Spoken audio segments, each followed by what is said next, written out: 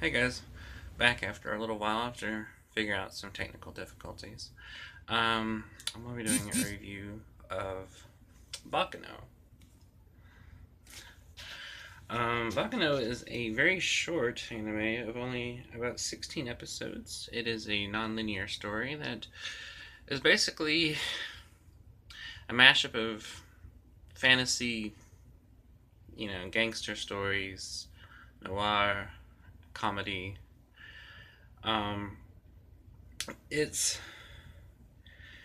it's set during the Jazz Age, and it's about gangsters, and it's several different characters, and they're all different storylines that intersect at different points. Um, but the story doesn't really properly start there. It actually starts much before, but it doesn't really have an ending either. It's kind of just in the middle. So, um, what do I say about it? It's really good. It's really underrated. I think it's one of those series that no one's really talking about, or really a lot of people have heard of. That's why I wanted to bring it to everyone's attention. But it's very stylistic. It's very character driven. There's several protagonists it follows, and they weave in and out of each other's storylines. There's a particularly really violent guy. I forget his name. Everything's a bloodbath with him. There's a naive central protagonist.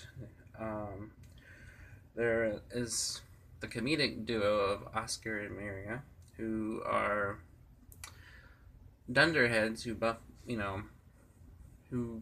kind of just fall into everything, and yet everything goes their way. Um, most of these characters are immortal; they can't die.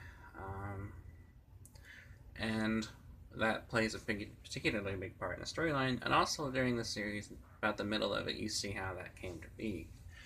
Um, but I mean, if you like things about like gangsters, Dillinger era type stuff, uh, stuff set in New York City during, F. Scott Fitzgerald's Jazz Age, you'll definitely like it. If you like action, you'll like it. If you like those things with fantasy, then you'll like this for sure. Um, but it's also really funny, as well as really serious. If you like a mix of both comedy and drama, then you'll definitely like it. Um, let's see. Um, if you like non-linear storytelling, you'll definitely like it. It reminds me of Quentin Tarantino directed an anime. That's really the impression I get out of it. It's very Tarantino-esque, and that may be intentional. But at the same time, it doesn't feel derivative. It feels like its own thing. Um, so if you're a fan of his filmography, and if you're fan of anything else I've said, such as gangsters, moonshiners, that kind of thing, which there's moonshining in this, mixed with comedy, action, serious drama, and complex storytelling, then I highly recommend it. It's